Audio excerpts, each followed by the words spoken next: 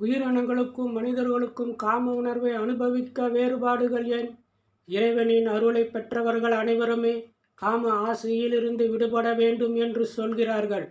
விந்தை விட்டான் நொந்து கெட்டான்.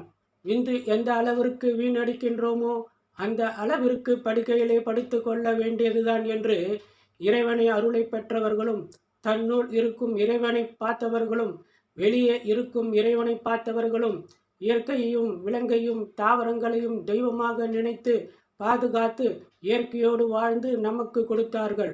அவர்கள் சொல்வதை ஏற்றுக்கொள்வதா?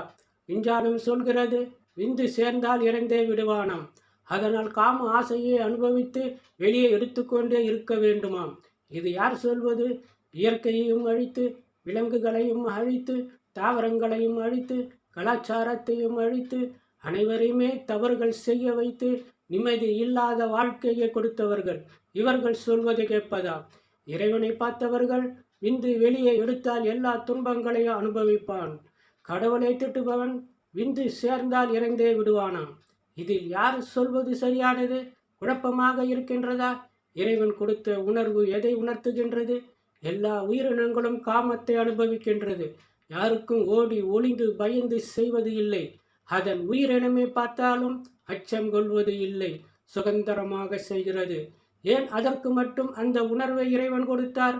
அது பிறக்கும் போதே மூளையில் பதிவு செய்து விட்டார். இனப்பெருக்கத்திற்கு மட்டும்தான். எப்போதும் அதே வேலையாக இருக்கக்கூடாது. அதை சேர்ந்த பெண் உயிரினமிடம் நெருங்கி பழகினாலும் உணர்ச்சி வரக்கூடாது. எப்போது உணர்ச்சி வர வேண்டும் என்று இறைவன் படைத்தாரோ அப்போது வருகிறது. அதனால் தான் இறைவன் அதற்கு உணர்வுகளை தரவில்லை. மனிதர்களுக்கு மட்டும் சிந்திக்கின்ற தன்மையும் உணர்வையும் கொடுத்து காம உணர்ச்சி இப்போதுதான் பயன்படுத்த வேண்டும் என்று மூளையில் பதிவு செய்யவில்லை. உணர்வின் மூலம் சிந்தித்து புரிந்து கொள்ள வேண்டும்.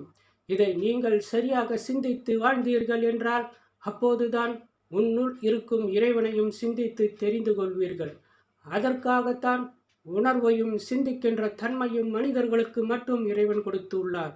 அந்த சிந்திக்கின்ற தன்மையை வளர்ப்பதற்கு திருடன் எப்படி திருடுகின்றான்?